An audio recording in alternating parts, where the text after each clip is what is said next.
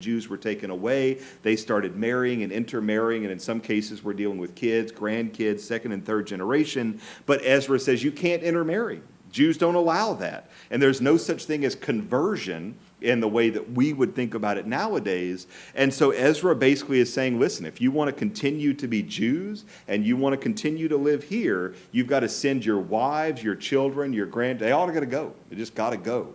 And that seems to us completely bizarre.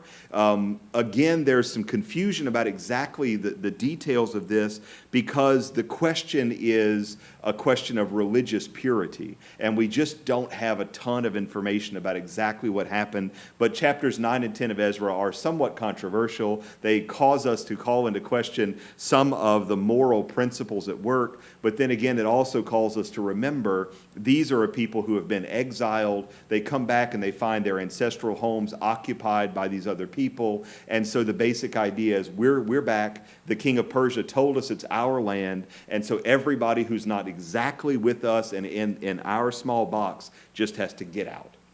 And so there were, what we understand, quite a lot of people who just picked up and left and moved somewhere else. And there are some who wanted really to be connected with their Jewish faith and sent ostensibly their younger wives or the people they've been married to somewhat recently away. But reading chapters 9 and 10 can be a little jarring in that way.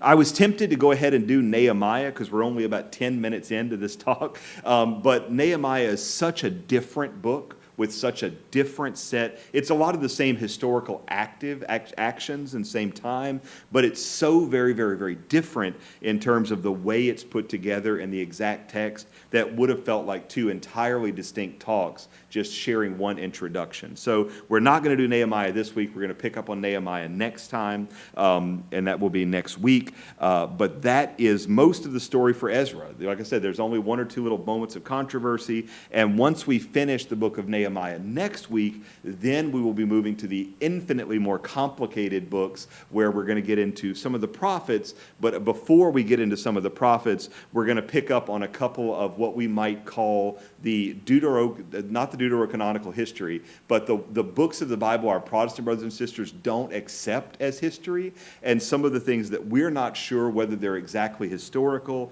or whether they're fables or exactly how it plays out. But we're going to look after we finish Nehemiah with Tobit, which is one of my favorite books, the book of Judith and the book of Esther, which are like Michael Bay movies put into the Bible. And then we're going to pick up the Maccabees. And so we still have 5 history books left, although this one constitutes the end of the, formally speaking, historical books of the Bible. And so that's that. If you have any questions, I'd be very, very happy to address them. Otherwise, I hope you folks at home have a wonderful weekend or whatever time you're watching this, and that everybody has a great afternoon. So God bless, and we'll see you later. Thanks for joining us in the CU CateCast.